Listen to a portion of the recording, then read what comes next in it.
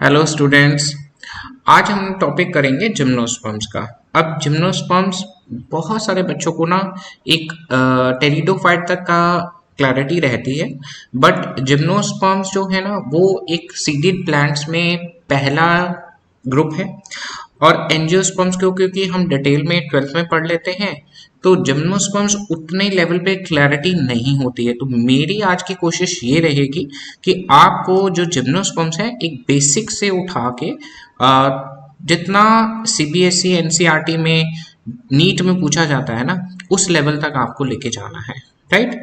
तो जिम्नोस्पर्म्स में जो जो एनसीईआरटी में इन्होंने ब्रीफली एक एक दो दो लाइंस में हर पार्ट को डिस्कस किया है, मैंने उसको स्टेप वाइज मैनर में आज यहाँ पे डिस्कस करना है, तो उसके लिए रेडी रहें। तो सबसे पहले जो है जिम्नोस्पर्म्स को नेक्ड सीडेड प्लांट्स कहा गया है। अब जिम्नोस्पर्म्स को नेक्ड सीडेड प्लांट्स क्यों कहते हैं बेटे?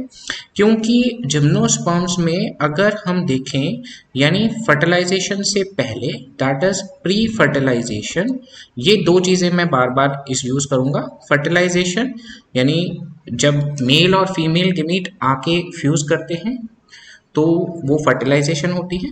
उससे पहले मेल और फीमेल गेमीट प्लांट की बॉडी में बनेंगे, उसे हम कहते हैं प्री फर्टिलाइजेशन। फर्टिलाइजेशन मैंने भी बताया है, मेल और फीमेल गेमीट फ्यूज करेंगे, फिर उसके बाद जो भी चेंजेस आएंगे उसे हम कहेंगे पोस्ट फर्टिलाइजेशन। सो हमारे पास बेसिकली ये दो आपने इवेंट मेजर हम यहाँ पे हमेशा कंपेयर करेंगे। इसके अंदर प्री फर्टिलाइजेशन यानी गेमेटिक फ्यूजन से पहले, गेमेटिक फ्यूजन से पहले जो ओव्यूल्स हैं इसके अंदर ओवरी में नहीं होते। ओव्यूल्स आर नेक्ड, नेक्ड होते हैं, मीन्स उसमें ओवरी कवर नहीं करती उसको, not covered by the ovary, not covered by the ovary, ovary इसको कवर नहीं करती है। तो एक चीज ये ध्यान रखनी है।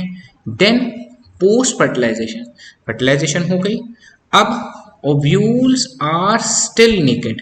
अब ओव्यूल जो होते हैं they are now called seeds. अब ओव्यूल को हम सीड्स कहते हैं, बट ओव्यूल्स, आप अभी के लिए इसको ओव्यूल्स ही लिख रहा हूं मैं, ovules are still naked. Naked means अभी भी ओपनली ही सीधा एक्सपोज है इन्वायरमेंट में। They are not covered by fruit, they are not covered by the fruit, क्योंकि ओवरी जो है वो किस में बदल जाती है फर्टिलाइजेशन के बाद? फ्रूट में बदल जाती है। और ओव्यूल्स जो हैं वो किस में बदल जाते हैं? सीड्स में बदल जाते हैं। सो ओव्यूल जो है, सीड्स जो हैं वो डायरेक्टली एक्सपोज्ड हैं, नेक्ड हैं, उसको किसी फ्रूट ने कवर नहीं किया। तो ये साफ साफ एनसीईआरटी में हमने प्री और पोस्ट दोनों का उन्होंने मेंशन किया है। नेक्स्ट देखिए, प्लांट टाइप्स की बात डिस्कस की है। प्लांट टाइप्स इसमें इन्होंने बताया है कि स्मॉल साइज प्लांट है। अब ये देखिए स्मॉल साइज है हमारे पास, साइकस जो है एक स्मॉल साइज प्लांट है, राइट। पाइनस मीडियम साइज्ड है, राइट। पाइनस जो है ये साइकस है, राइट, और ये पाइनस है। पाइनस जो है वो मीडियम साइज्ड है, वो ज़्यादा बड़ा नहीं होता, बड़ा मतलब है बड़ा बट बहुत बड़ा नहीं है, मीडियम साइज्ड है। और सबसे पहले आपके पास जो यहाँ पे बनाई है फोटो वो है सिकोया की, SQUOIA, सिकोया। ये टॉलेस्ट जिम्नोस्पर्म है, ठीक है जी, टॉलेस्ट जिम्नोस्पर्म। इनफैक्ट अगर आप कहें माने तो सबसे टॉल प्लांट किंगडम में यही वाला प्लांट भी माना जाता है। ओके, सो ये सिकोया आपके एनसीईआरटी के लास्ट जो पेज है ना, जहां बुक बंद होती है, उसके बैक साइड कवर के ऊपर ये बना भी हुआ है, राइट। तो बहुत ही इंपॉर्टेंट रखता है। तो प्लांट टाइप्स जो होते हैं, small size tree, large size tree, right, medium size trees and large toll trees, and they are also having a shrubs, not herbs नहीं होते, shrubs होती हैं, right। अब जो shrubs होती हैं shrubs जो होते हैं बेसिकली एफिड्रा है, मेंशन नहीं है कहीं पे भी, लिखना चाहे तो लिख सकते हैं, नहीं तो छोड़ सकते हैं, क्लियर। तो shrubs भी मिलते हैं हमारे पास, ये सिर्फ मैंने इसलिए लिखा है क्योंकि साफ साफ मेंशन है कि इनमें स्मॉल साइज और medium size tall trees and shrubs are present. Next देखिए रूट्स के बारे में डिस्कस किया है। वेजिटेटिव पार्ट, पहले देखिए हम सारा वेजिटेटिव पार्ट कर रहे हैं। पहले हमने सिर्फ प्लांट बॉडी देखी।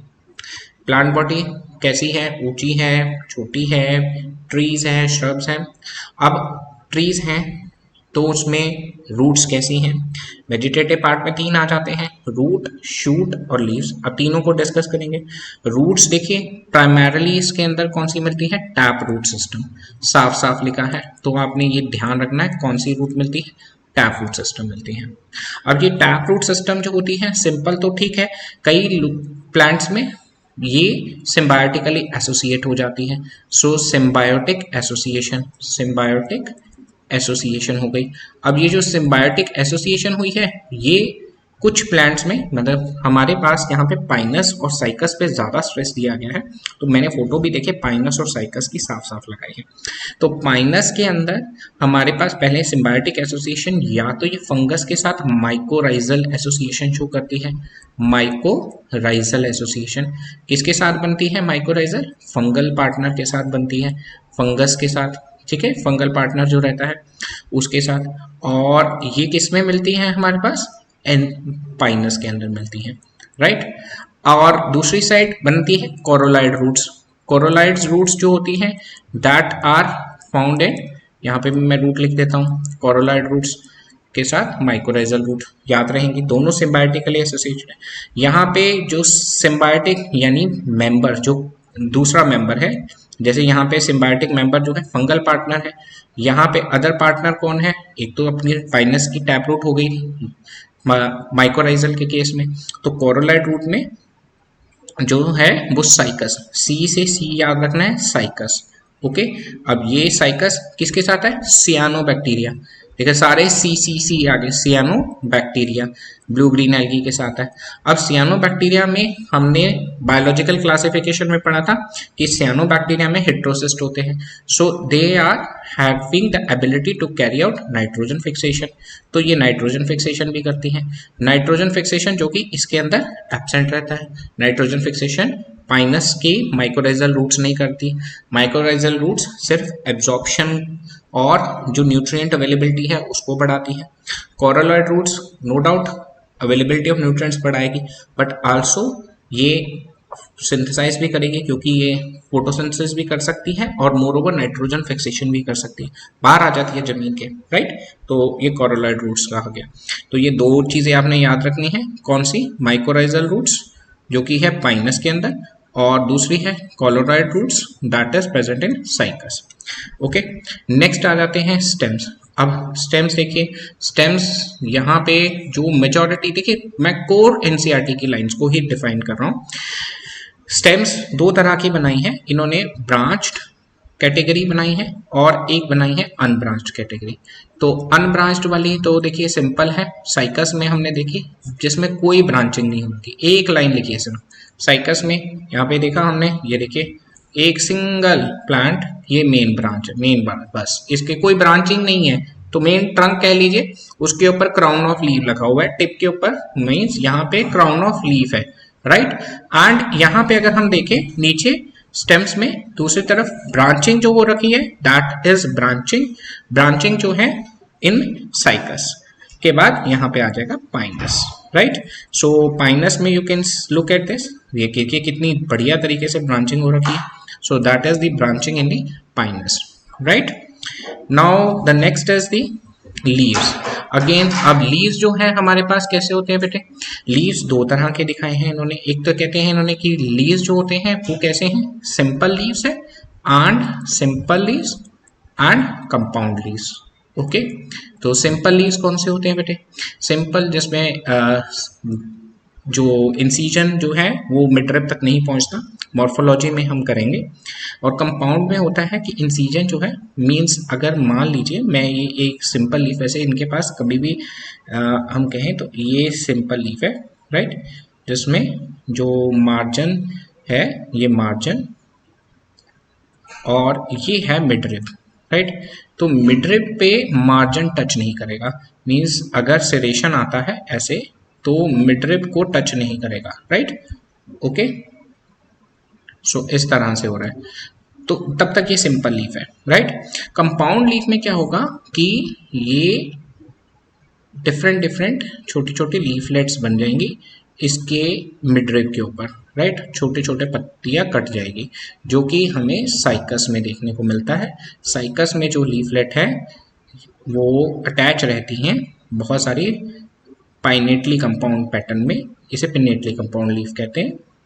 पिनेटली कंपाउंड लीफ के अंदर यहाँ पे ये देखिए, ये रेकिस आ गई, इसे नाम दिया हमने रेकिस का। ये जो मिडरिब है that is called the rachis, और ये है फाइन पिन्नी, छोटे छोटे लीफलेट्स आ गए। So these are the leaflets. तो लीफलेट्स जो है दोनों साइड पे अरेंज है मेन मिडरिब के, तो इसे हम कहते हैं पिनेटली कंपाउंड। ये इसलिए मैंने बताया है ज़्यादा डिटेल में, क्योंकि मैं ये समझ रहा हूँ कि बच्चों को अगर पिनेटली भी नहीं पता तो इसलिए वहाँ पे पता चल रहा है पिनेटली कंपाउंड लीव्स, राइट। और देन ये किस में मिलेगा? साइकस में मिलेगा। साइकस में हम अगर देखें तो देखिए, दोबारा से देखते हैं, ये देखिए पिनेटली कंपाउंड लीव्स है, बहुत कांटेदार होते हैं इसके टिप्स, राइट, काट देती हैं हाथ को, तो बहुत ध्यान से रखना होता है इसको, जल्दी घरों में लगा होता है। और इधर की साइड अगर आप देखो सिंपल लीव्स। अच्छा, इसमें ज़्यादा डिस्कस जो किया गया ना नीडल लाइक लीव्स है। अगर हम बात करें पाइनस की ना, तो उसमें ड्वार्फ शूट के ऊपर एक शूट होती है छोटी सी, जो जिसकी लिमिटेड सी ग्रोथ होती है, उसके ऊपर लीव्स लगे होते हैं, और लीव्स बिल्कुल नीडल जैसे होती है। अगर हम यहाँ पे अगर देखें तो ये देखिए बिल्कुल नीडल जैसी लीव्स, राइट, बिल्कुल नीडल जैसी लीव्स, साफ साफ दिखाई दे रहा है। तो लीव्स जो है needle like, okay, so these are needle like, these are needle like leaves.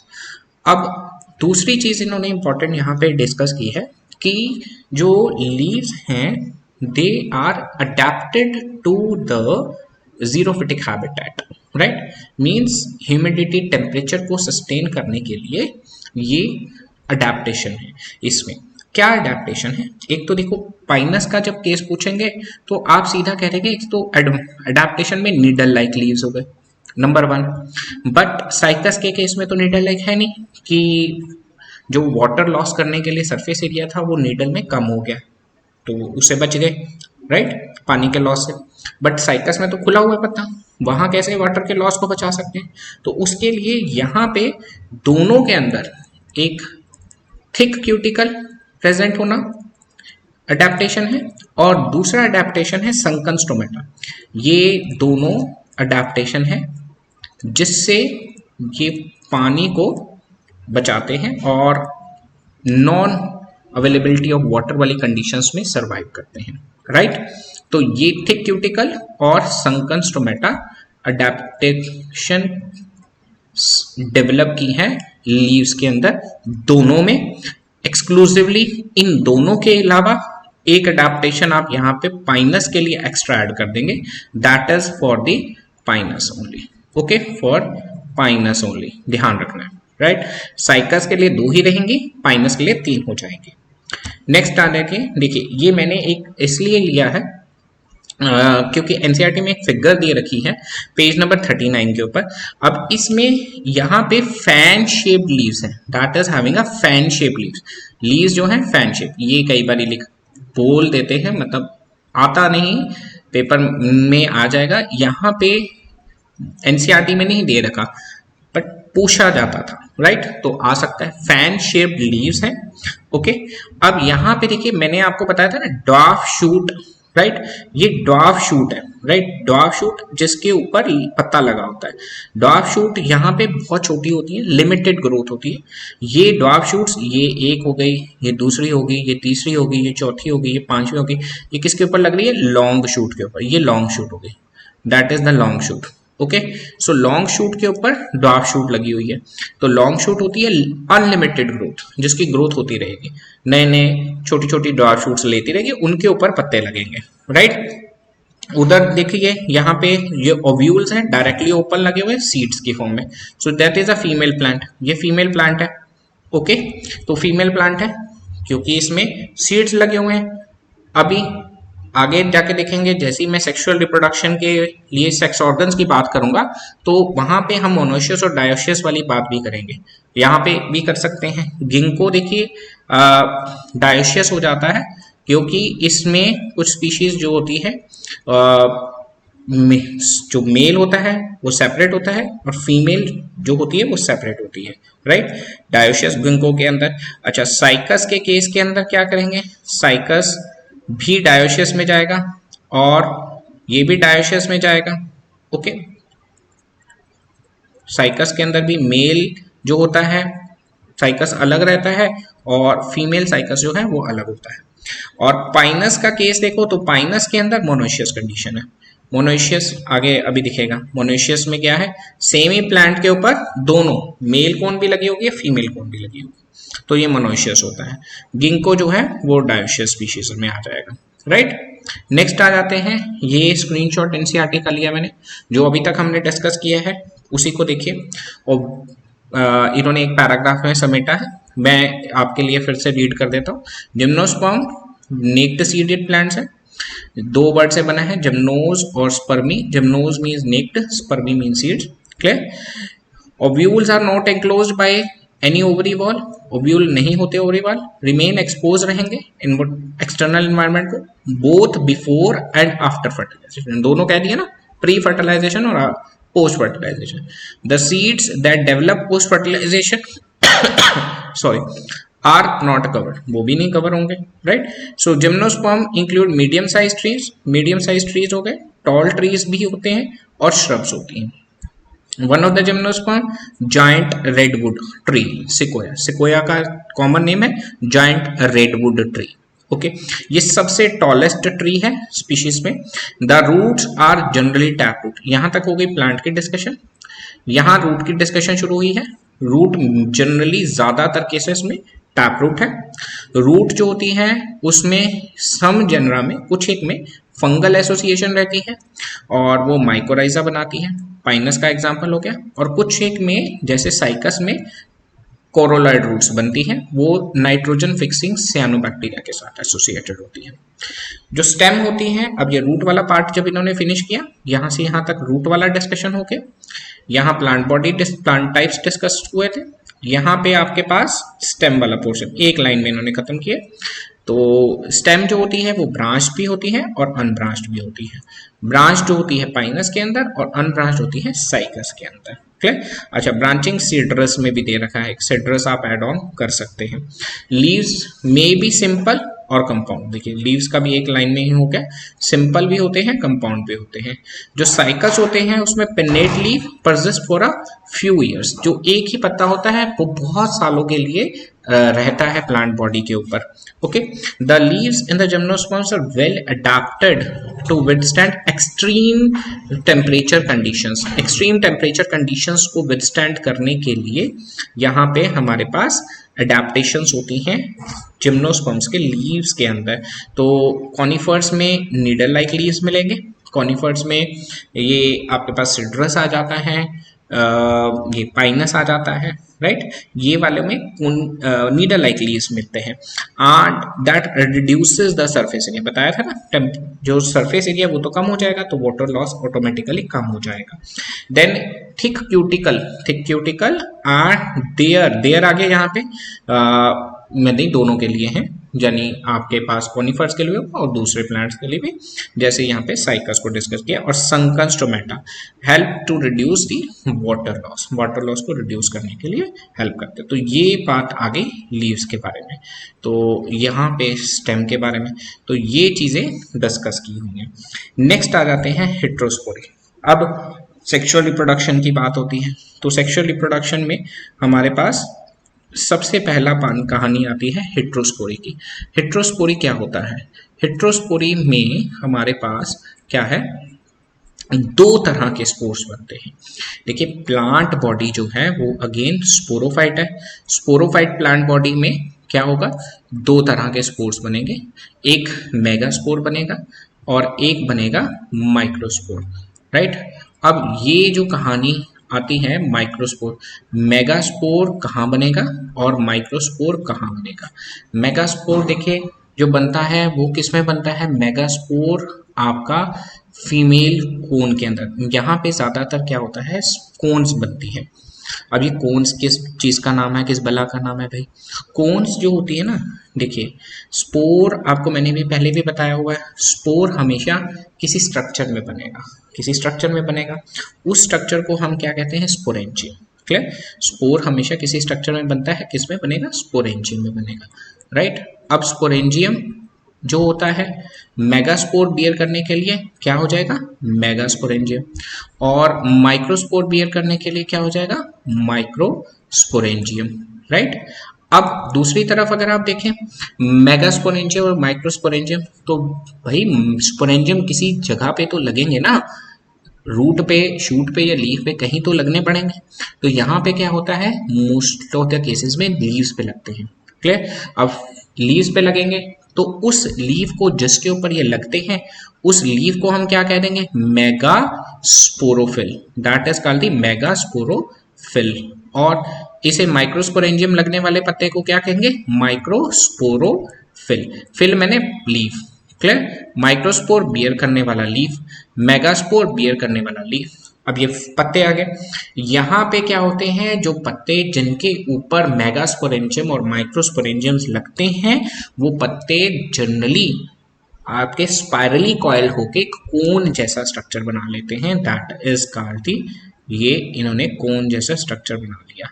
Okay, तो ये वाला स्ट्रक्चर कहलाता है कोन लैक्स। लैक्स भी वर्ड दिया हुआ है, कोन भी कहते हैं और लैक्स भी कहते हैं, राइट।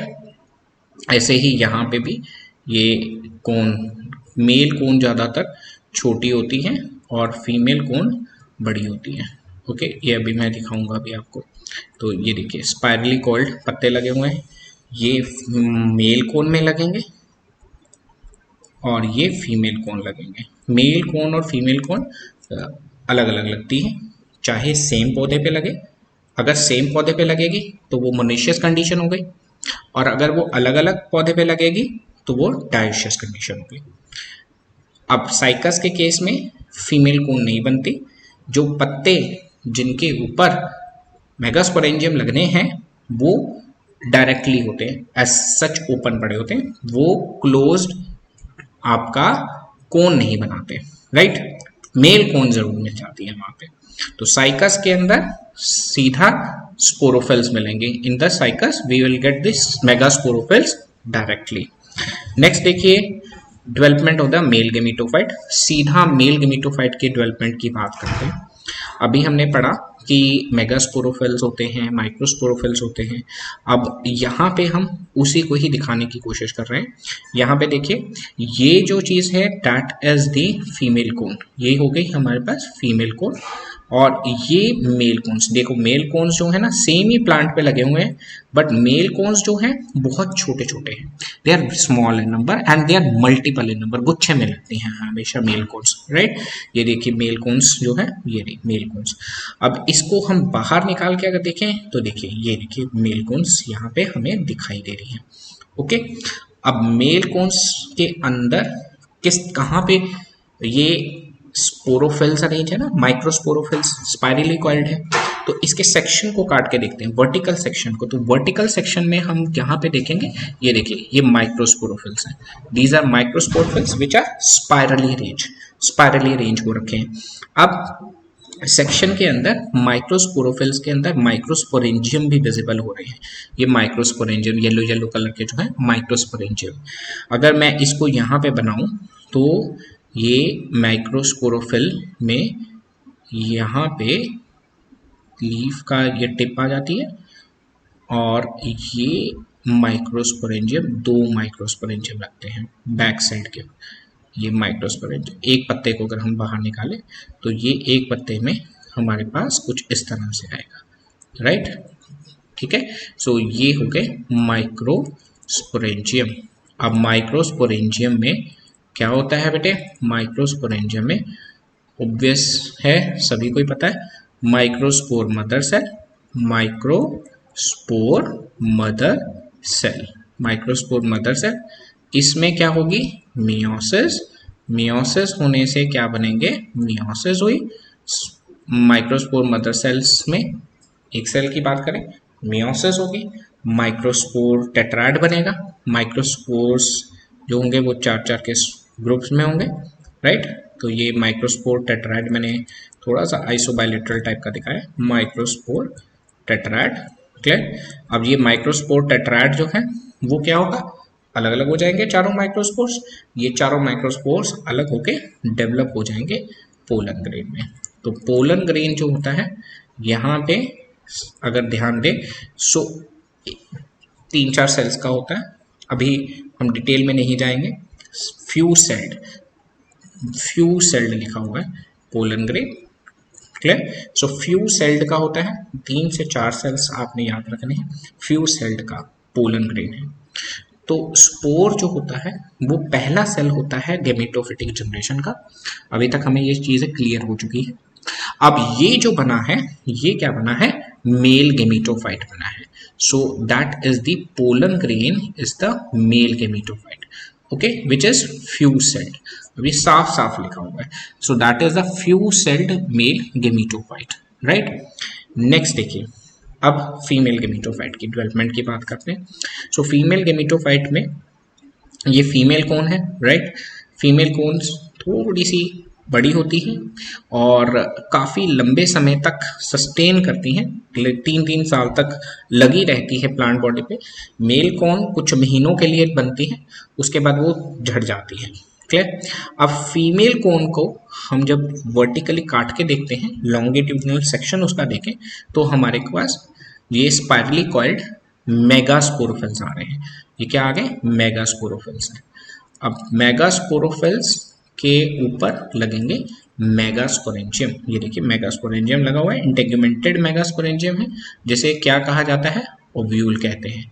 सो इसे हम क्या कहते हैं, ओव्यूल मेगास्पोरेंजियम।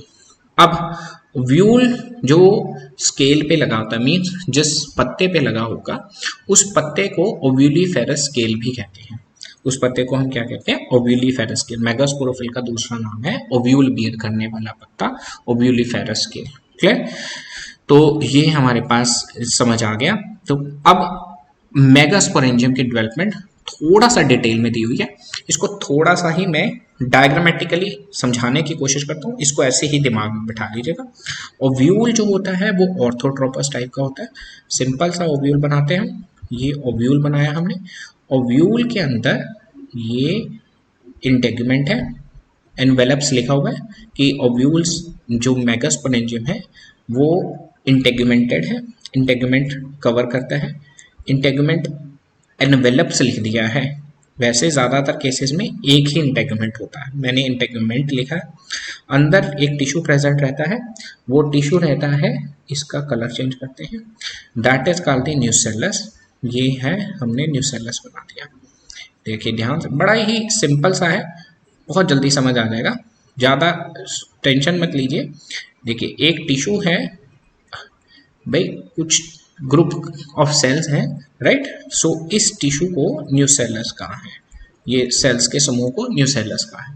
अब इसमें से एक सेल जो है, ज़्यादातर केसेस में ये वाला एंड जहाँ पे इंटेगुमेंट एब्सेंट होते हैं, बाकी सारी तरह से वो न्यूसेलस को कवर करते हैं।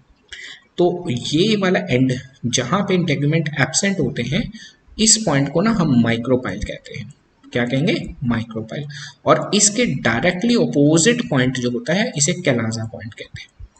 अब कैलाजा जब डायरेक्टली ओव्यूल सीधा स्पोरोफिल पे लगा हो बिना किसी स्टॉक के, तो इस तरह के ओव्यूल को ऑर्थोट्रोपस ओव्यूल कहते हैं। सो कौन सा ओव्यूल है, ऑर्थोट्रोपस ओव्यूल, ऑर्थोट्रोपस ओव्यूल है, क्लियर। अभी सिर्फ इसी के रिस्पेक्ट में मैं मूव कर रहा हूँ, बाकी डिटेल में नहीं। सो ऑर्थोट्रोपस ओव्यूल है, स्टॉक नहीं है, डायरेक्टली ये लीफ के ऊपर लगा हुआ है, मेगास्पोरोफिल ओव्यूलिफेरस स्केल के ऊपर लगा हुआ है। एक तरफ से इसने माइक्रोपाइल से पॉइंट से कवर नहीं किया हुआ इंटेगुमेंट ने न्यूसेलस को। उसी साइड पे एक सेल डिफरेंशिएट हो जाएगा, राइट, और वो बिहेव करेगा मेगास्पोर मदर सेल की तरह। मेगास्पोर मदर सेल भी 2n है, न्यूसेलस भी 2n है, मीन्स डिप्लॉयड है। अब ये मेगास्पोर मदर सेल को मैं बाहर निकाल लेता हूँ, ये मेगास्पोर मदर सेल को बाहर निकाल लिया। मेगास्पोर लिख देते हैं जिससे आपको थोड़ा सा और याद रहे कि मेगास्पोर मदर सेल है और ये मेगास्पोर मदर सेल जो डिप्लॉयड है इसमें होगी मियोसिस। मियोसिस होने से क्या बना, ये बने हैप्लॉयड मेगास्पोर्स। ऊपर की साइड देखिए माइक्रोपाइल है, मैंने वो रीजन नहीं चेंज किया, ये वाला एंड माइक्रोपाइल को एम से लिख दिया है, नीचे वाला कैलाजा सी से लिख दिया है। क्लियर। अब तीन जो मेगास्पोर्स, ये अब स्पोर्स बन गए, मियोसिस हो गई है, तो अब ये चार जो है मेगास्पोर्स बन गए हैं। ये चारों एक लाइन में अरेंज है। सो मेगास्पोर का जो चार का समूह है उसे हमने मेगास्पोर टेट्राइड कह दिया। इनमें से तीन मेगास्पोर जो है वो डीजनरेट होना शुरू हो जाएंगे और एक मेगास्पोर जो है वो फंक्शनल हो जाएगा। So this is the functional megaspore. So let me change the colour, थोड़ा सा आपको आइडेंटिफाई करने में हेल्प रहेगी कि मियोसिस के बाद जो कलर रहा वो ब्लू रहा, यानी ये हैप्लॉयड सेल्स है, राइट। इसको मैं दोबारा बना दिया है जिससे आपको ध्यान रहेगा कि ये जो ब्लू वाले हैं ये हैप्लॉयड मेगास्पोर्स है, जो ये है वो फंक्शनल मेगास्पोर। ये क्या आ गया, फंक्शनल मेगास्पोर, ये हैप्लॉयड है, हैप्लॉयड माइक्रोस मेगास्पोर टेट्राड, ये डी जनरेटिंग मेगास्पोर्स। तीन डी जनरेट कर जाते हैं बच्चे, डी जनरेटिंग मेगास्पोर्स। अब मेगास्पोर्स डी जनरेट कर गए। अब देखिए, अब इसको ही हम दोबारा से ओव्यूल के अंदर दिखाते हैं। तो ओव्यूल ये हमने क्या बनाया, इंटेगमेंटेड ओव्यूल बनाया, ये इंटेगमेंट बनाए, देखिए ये इंटेगमेंट आ गए, उसी कलर के बनाए मैंने। अब न्यूसेलस था हमारे पास, सो न्यूसेलस को कंज्यूम करने वाला यहाँ पे अभी हम बता देते हैं पहले। ये देखिए यहाँ पे जो फंक्शनल मेगास्पोर्स है ना वो तेजी से अब डिवाइड करेगा और ये बहुत सारे सेल्स बना देगा, ये चीज़ आपने। अब वो न्यूसेलस को खा लेगा, खाने के बाद इसने हैप्लॉयड ब्लू कलर के जो मैंने बनाए थे हैप्लॉयड फीमेल गेमेटोफाइट बना दिया। जब भी मेगास्पोर जर्मिनेट करके कोई भी स्ट्रक्चर बनाएगा वो है गेमेटोफाइट, क्योंकि ये मेगास्पोर है तो फीमेल गेमेटोफाइट। सो फीमेल गेमेटोफाइट बन गया, ये बना फीमेल गेमेटोफाइट। और इसने किसको कंज्यूम किया है, न्यूसेलस को कंज्यूम किया है। तो यहाँ पे ये न्यूसेलस रखा हुआ है। Okay, so this is the nucellus, right. तो न्यूसेलस हो गया। न्यूसेलस इसके चारों तरफ प्रेजेंट है। अभी बाद में देखेंगे इसका कोई काम है या नहीं काम है, वो बात की बात है। बट फीमेल गेमेटोफाइट जो है वो क्या है, हैप्लॉयड है। ओके, अब फीमेल गेमेटोफाइट के अंदर माइक्रोपाइल की तरफ 2 से 4 आर्किगोनिया बन जाएंगे, 2 से 4 आर्किगोनिया। तो यहाँ पे इधर हम आर्किगोनिया दिखाते हैं, ये आर्किगोनिया बने, ठीक है। हम इस डायग्राम को दोबारा बना लेते हैं, राइट, जिससे थोड़ा सा बड़ा आर्किगोनिया जिसमें प्रॉपर्ली हमारे पास विजुलाइज हो जाए, राइट। तो थोड़ा सा मैंने इसको चौड़ा किया है तो देखने में हमें मदद मिलेगी। ये देखिए ये इंटेगमेंट हो गए। अब मेरे को पहले आर्किगोनिया बनाने हैं तो मैं यहीं से शुरू करूंगा डायग्राम। ये आर्किगोनिया बना देता, ये देखो आर्किगोनिया बना दिया, ये आर्किगोनिया है तो ये आर्किगोनिया हो गया।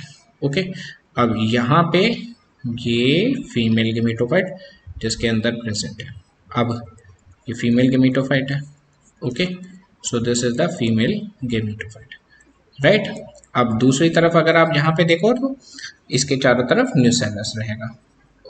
ये न्यूसेलस आ गया, न्यूसेलस इंटेगमेंट इसको कवर करके रखा ही हुआ है इसने, राइट। ये न्यूसेलस आ गया। तो अब यहाँ पे आर्किगोनिया जो है उसके अंदर एग प्रेजेंट है, आर्किगोनिया में एग प्रेजेंट है।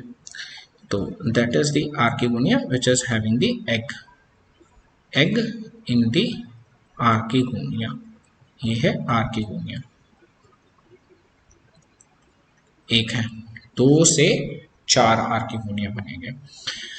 पोलन ग्रेन्स इस कैविटी में आके रेस्ट करेंगे। पोलन ग्रेन्स जो भी पीछे बने थे ये पोलन ग्रेन्स। तो पोलन ग्रेन्स जो होते हैं ये भी ऑब्वियस है हैप्लॉयड है, राइट। जो क्योंकि माइक्रोस्पोर्स मियोसिस के बाद बने थे। अब ये पोलन ग्रेन्स हमेशा जब भी माइक्रोस्पोरेंजियम रप्चर होगा तो हवा इसे उड़ा के लेके जाएगी। So they are always disperse by air. ये चीज यूनिक है जिम्नोस्पर्म्स में कि जितने भी पोलन ग्रेन्स हैं प्लांट्स में, जितने भी प्लांट्स हैं उनके pollen grains by air he transfer होते हैं। ओके, सो यहाँ पे बाय एयर ट्रांसफर हुए। अब pollination always by air, pollination always by air, right, air से होगी। क्लियर? विंग्ड होते हैं पोलन ग्रेन्स। यहाँ पे हमने देखा पाइनस के केस में, पीछे हमने अगर ध्यान दिया हो आपने तो पाइनस के केस में आपको यहाँ पे विंग्स दिखाई दे रहे होंगे, ये विंग्स दिखाई दे रहे हैं ना, एक्साइन जो है उसमें एयर भर जाती है, तो ये विंग्ड पोलन ग्रेन्स कहते हैं। ये विंग्स आ जाते हैं तो इन्हें हम विंग्ड पोलन ग्रेन्स कहते हैं। ये एक्सक्लूसिवली पाइनस की बात ही चल रही है, तो ध्यान रखना है ये पाइनस है, राइट।